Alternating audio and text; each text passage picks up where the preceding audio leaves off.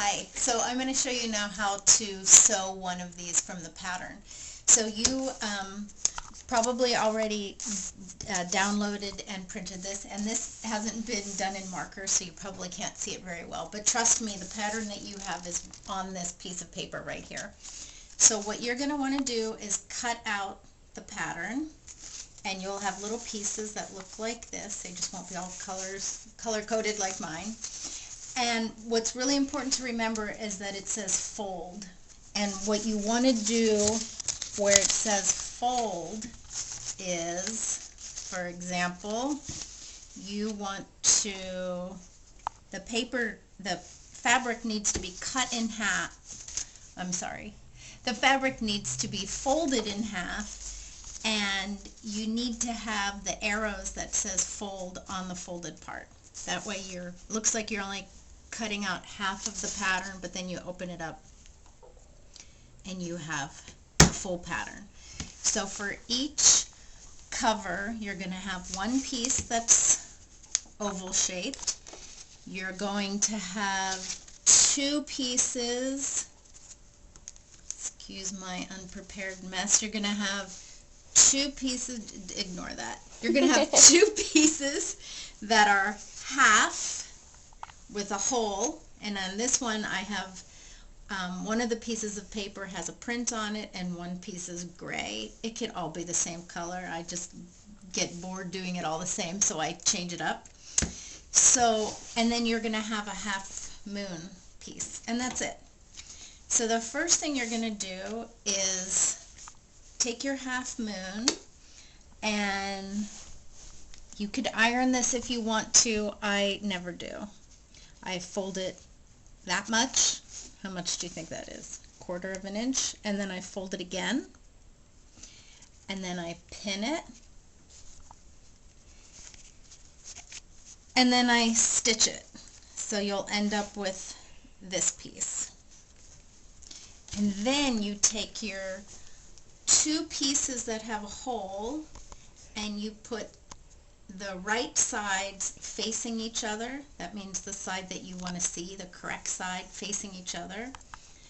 And you stitch around the circle about 1/4 of an inch. And you can see mine, I'm showing you this one on purpose because you can see how messy it is. They don't always turn out this messy, but it's okay if it's this messy, it'll still work. After you try to make the best circle you can, you're gonna cut around it, because you need to be able to turn it inside out.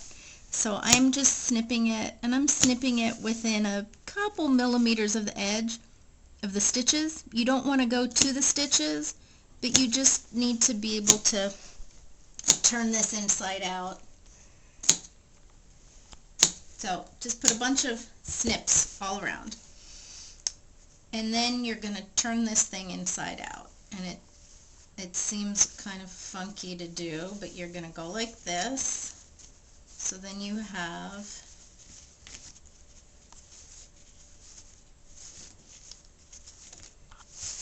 the messy stitches on the inside. You're going to take some pins, and you want this to be as lined up as possible. So just put a few pins on here. Of course, you could iron it, and it would be nice and neat and really pretty if you iron it. I rarely do, but so you just want to flatten it out. Lots of pins makes it easier. Okay. So then here's the last thing that you want to do. Well, no, I'm sorry, it's not the last thing. You're going to fold this edge up, and you're going to fold this edge up about the same amount.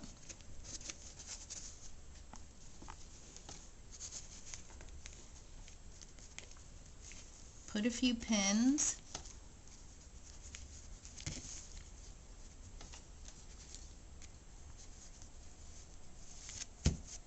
And then you're going to stitch that edge so you have a nice clean edge.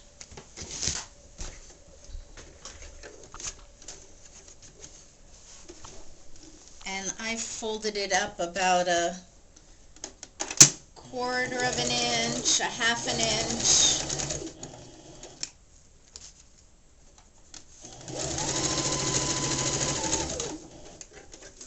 You can see I don't really measure it.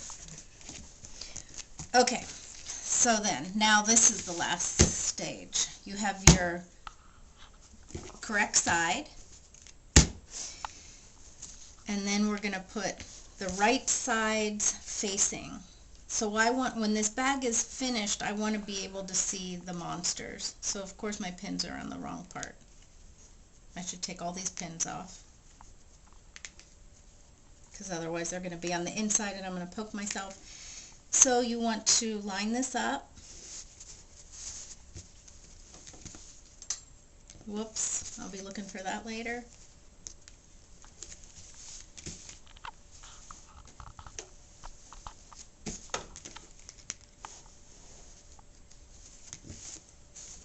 Okay.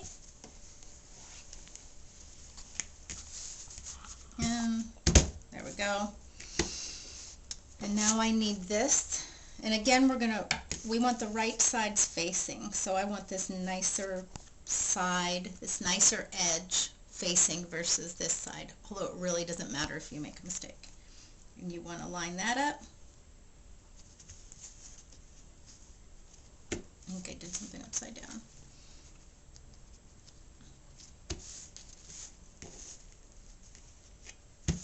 Okay, and then I'm going to put a stitch all the way around and a zigzag all the way around.